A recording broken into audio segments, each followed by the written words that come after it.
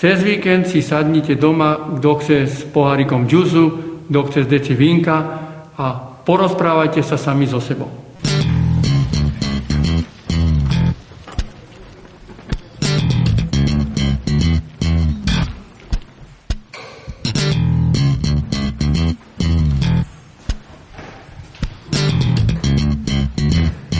Poďte ďalej. Toto je naše kráľovstvo. Tu sme v študentskom prostredí. Cvičí sa tu od rána od 7 do večera do 10.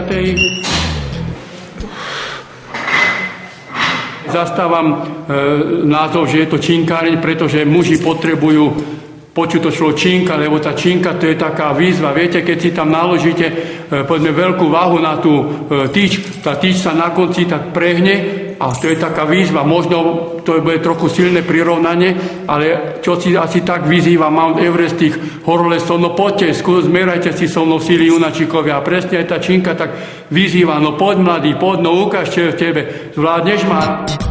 To je ono. Je to vidno, ako ten triceps ide. A ti aj zosilnejú ruky. Vieš? Sám, ja ti len minimálne pomáham. Dobre, 55? Čiže zvyšuješ, no tak dobre, tak to ja ťa poistím. No. Tak. To je ono. 10?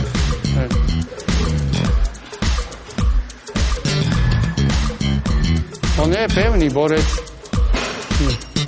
Pevnú figúru.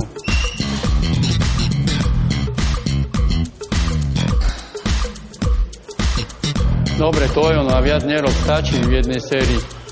Dobre. No, dobre.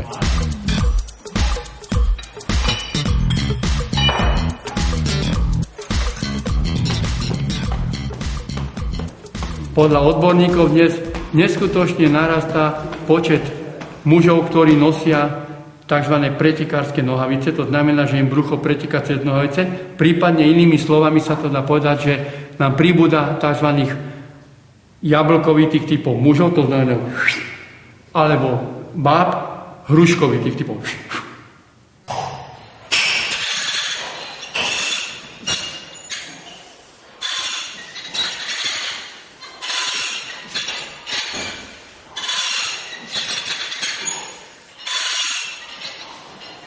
Ja nie som za to, aby sme tu chodili po ulici samé modely a všetci majú byť teraz vo fitness centrách.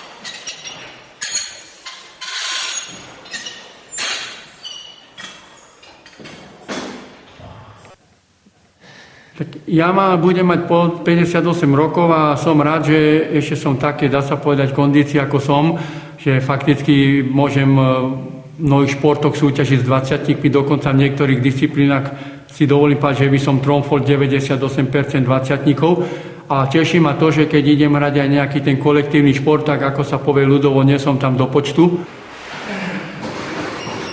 Vieš, chceš povedať, že Oldboy nejak nevyzerá? Podri. Ukážte, máš mušetné, kocky. Lebo je uputávky za to. No, dáš bude tu.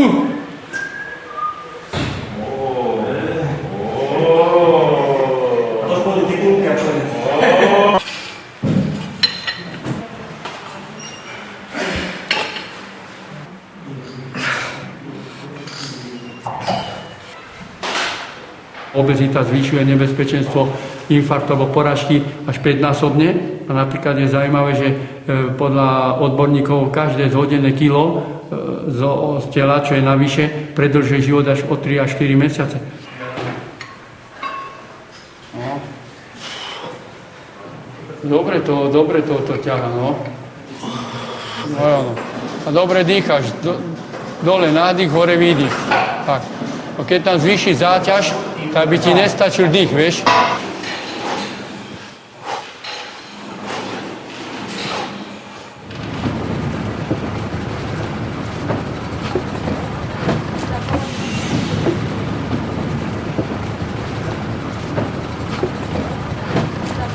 Dnes často je možné aj vidieť takých, dá sa povedať, závalité typy postavu mužov. Mnohí z nich užívajú dosť nadmernom množstve kreatín, čo momentálne teda dosť letí, tak kreatín tiež má anabolické účinky, lebo viaže tekutiny. Ten užívajú aj moji, títo niektorí napuchli aj 10-15 kg. No lebo viete, vás preplňa tekutina, keď ste také líca, ako tie hlavy. Ten borec, čo išiel, tak je vidno, že nejakú tú športovú aktivitu robí. Ja keby som bol na jeho mieste, tak by som sa sústredil trošku na ramena a na také zosvalnatenie rúk. Lebo by to bolo predsa len efektívnejšie, keby tam tá muskulatúra bola, lebo muži si na ramena a v podstate na ruky veľmi potrpia. Tam ten borec, to ja osobne poznám, ten niekedy veľa cvičil s činkami. Je to celkom normé, len vrchné prsia by som trošku upravil, lebo tam je vidno, že ten vrch tých prs chýba trošku. Takže na to by som sa ako sústredil. A ináč je vidno, že športuje, že tomu čo si dáva. No.